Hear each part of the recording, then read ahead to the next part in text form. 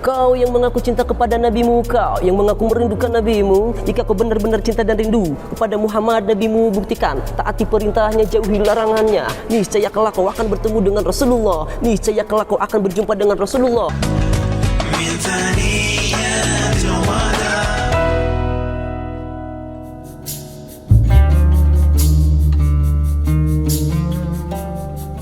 Cinta surga, cinta Islam, Masya Allah. Nah, kadang manusia ini suka bingung ngomong sama orang. Kalau ditanya, cinta sama Rasulullah? Wah, saya mah cinta. Cinta sama Rasulullah, saya mah cinta. Tapi masalahnya adalah kita tuh bingung, beneran cinta apa enggak? Nah, saya mau nanya nih ke Ustadz makanya. Ustadz, ada nggak indikatornya nih ya? Kalau kita tuh udah cinta sama Rasulullah atau belum? Siap. Silakan Ustadz. Tadi kata Mas Padan, kalau kita ditanya cinta enggak sama Nabi? Jawabannya sudah pasti cinta. Tapi pertanyaannya, cintanya itu bukan cinta yang hanya sebatas kata-kata. Tapi cinta yang harus ada pembuktian. Betul kan Bu? Ibu juga dulu waktu nanya sama suaminya, ketika ibu ditanya sama calon suami, will you marry me? Jawaban ibu apa? Stop dulu, kamu beneran gak cinta sama aku? Apa jawaban suami ibu? Ku jual cilok dan cireng, itu semua demi Neng. Aku jual pisang goreng demi Neng. Pembuktian. Dia datang ke rumah kita, dia datengin orang tua kita. Nah, cinta sama Nabi pun Mas Fadlan, jamaah yang ada di rumah harus ada pembuktian. Di dalam kitab Asy-Syifa bi Ta'rifi Huquqil Mustafa Al-Allamah Al-Qadhi Iyad, beliau menuturkan ada beberapa bukti kalau cinta kita sama Nabi itu harus ada buktinya. Apa saja bukti cinta kita sama Nabi? Yang pertama, al-iqtida'u bih, meneladani, mencontoh Nabi. Coba lihat di hadis Nabi, ibu tahu nggak perempuan-perempuan ahli surga itu siapa? Al-Wadud, Al-Walud ya Ustazah ya? Al-Waludu, Al-Walud, Al-Wadudu. Jadi Doyan beranak.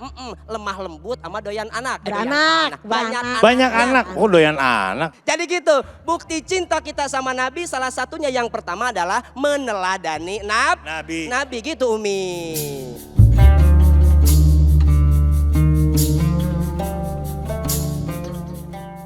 Ya, jadi kalau meneladani adalah menjalankan sunnah-sunnah Rasulullah Shallallahu Alaihi. Apa sih sunnah itu? Sunnah itu adalah man sanna sunatan hasanatan. Barang siapa yang menjaga atau mengerjakan kebaikan-kebaikan yang sudah dibiasakan, maka Allah berikan dia apa? Pahala seperti yang dia kerjakan. Jadi ketika Nabi mewariskan kita pada Al-Quran, kita senang ngaji. Mewariskan namanya hadis, kita senang belajar. Taklim, tahu nggak? Apalagi Nabi sangat lembut tutur katanya. Ikuti tutur kata Nabi. Kan seperti itu ya. Kenapa? Jangan kita pakai panas. Anak mungkin kita suruh ngaji nggak mau. Jangan kita yang namanya marah. Kenapa? Contohkan kepada anak-anak kita. Sholat. Kitanya malah main HP. Harusnya kalau kita meneladani anak kita dengan sholat, kitanya juga sholat. Do you understand? Don't reach people difficult.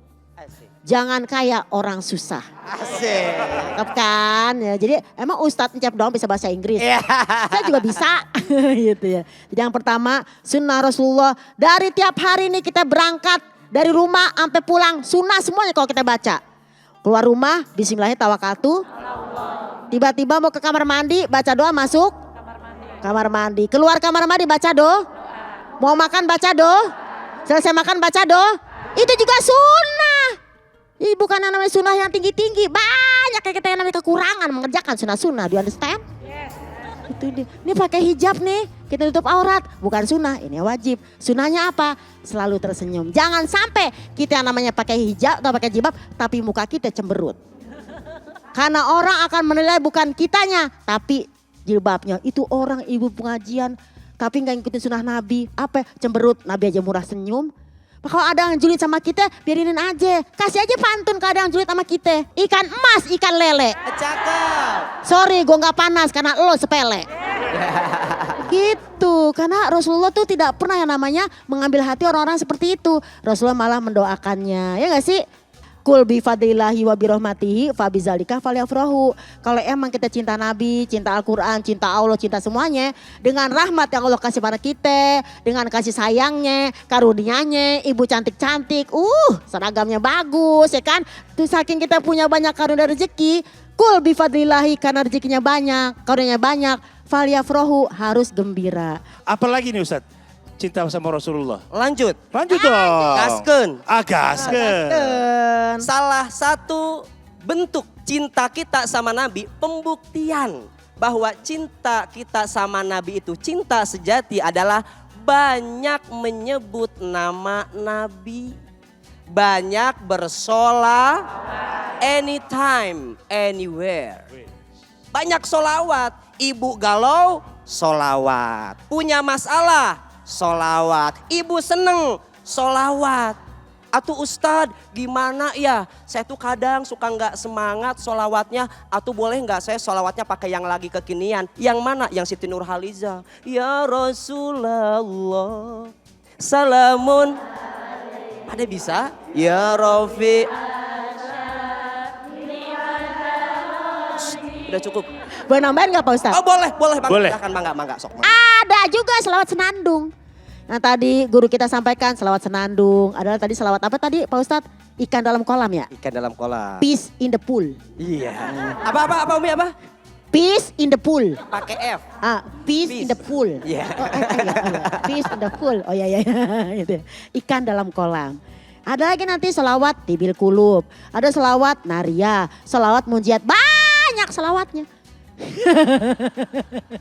Jadi kalau kita berselawat itu Masya Allah. Apalagi ibu-ibu ya lagi gendong anak. Sallallahu ala Muhammad sallallahu. Ibu itu anak ya tegang. Karena suaranya ya Allah suaranya ya cakep banget seperti suara saya. Bukan begitu Pak Ustadz? Bagus gak suara Umi? Oh, bagus banget. Bagus. Kalau aku sih yes. aku juga. Oke kalau gitu saatnya pertanyaan. Siapa yang mau nanya silakan angkat tangannya. Yang mau nanya. Ya Ibu yang sebelah sana. Silakan Ibu. Assalamualaikum warahmatullahi wabarakatuh. Waalaikumsalam warahmatullahi wabarakatuh. Nama saya Ibu Heni dari Majelis Taklim Al-Muhibah Cikias Udik. Masya Allah. Gini Pak Ustadz, tadi yang Bapak Ustadz sampaikan bahwa kita kalau mencintai Rasulullah kita harus banyak bersolawat. Nah kebetulan saya ini emak-emak yang senang hobinya bersolawat Pak Ustadz gitu.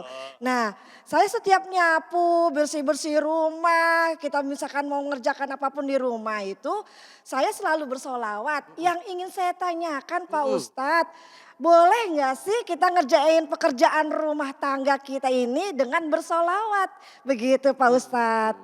Terima kasih. Wassalamualaikum warahmatullahi wabarakatuh. Waalaikumsalam warahmatullahi wabarakatuh. Bukan boleh lagi, boleh banget. Ibu bayangkan, ibu lagi masak nasi. Ketika ibu masak nasi, ibu solawat, berkah itu nasinya.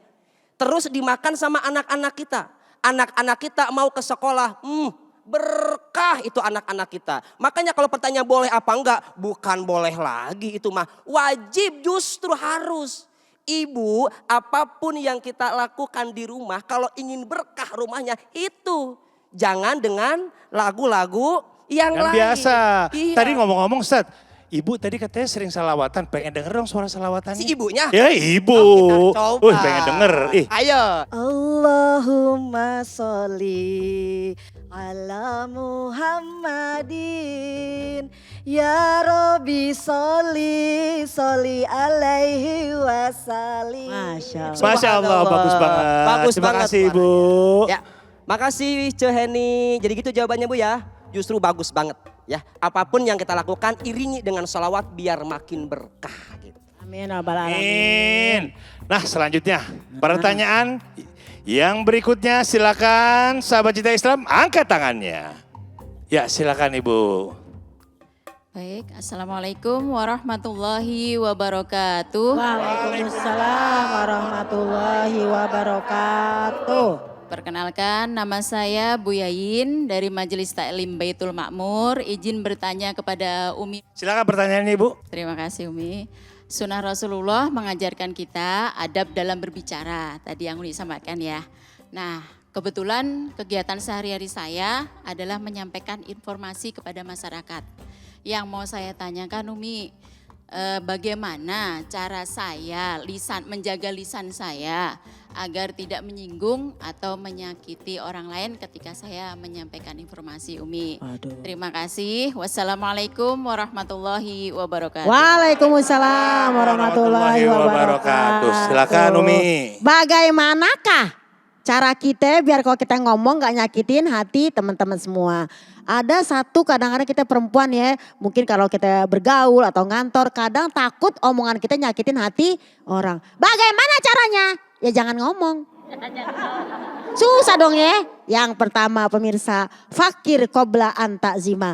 Berpikirlah dulu sebelum kita bicara. Kira-kira kalau misalnya saya ngomong sakit hati nggak ya? Kesel nggak ya? Empat nggak ya? Karena kalau saya digituin sama orang pun saya sakit hati. Jadi kita berpikir dulu baru ngomong. Yang kedua, Allah sangat cinta kepada siapa? Rotbun ya. Bahwasanya lisanuka atau lisanuki rotbun bizikrillah. Lisan kita boleh bicara tapi banyakin juga zikir kepada Allah. Apalagi tadi guru kita menyatakan sholawat. Todowa tiga. Begitu. Jadi kalau kita mau ngomong gak mau nyakitin hati orang, pertama pikirkan dulu. Kedua, oh ya deh daripada kita ngomong yang gak jelas, ya gak jealous gitu ya. Mendingan kita berzikir. Yang ketiga, apa yang ketiga? Bismillah dulu sebelum kita bicara. Namanya emak-emak, begitu Kak Fadlan. Saya aja suka gak sengaja. Jadi tadi begitu ya, jadi kalau misalkan kita ngomong harus dipikirin dulu. Dipikirin dulu. Kalau misalkan kita nih salah-salah mendingan jangan ngomong. Jangan ngomong. Terus yang terakhir ketiga tadi apa, Sarah? adalah kita mendingan baca doa dulu sebelum berbicara. Oh, baca doa Biar dulu. kita dibimbing mulut kita oleh Allah Subhanahu wa taala. Sahabat cinta surga, masih pada semangat semuanya? Semangat. Masih mau lanjut? Lanjut. Jangan kemana-mana, tetap di Cinta Surga, Cinta Islam. Masya Allah. Kita emang tuh ngaji emang harus demen sama pengajian ya kan. Daripada kita demen gibah, nah kita demen ngaji. Tapi masalahnya dia ngaji tapi lakinya nyindir. Ngaji belum masak.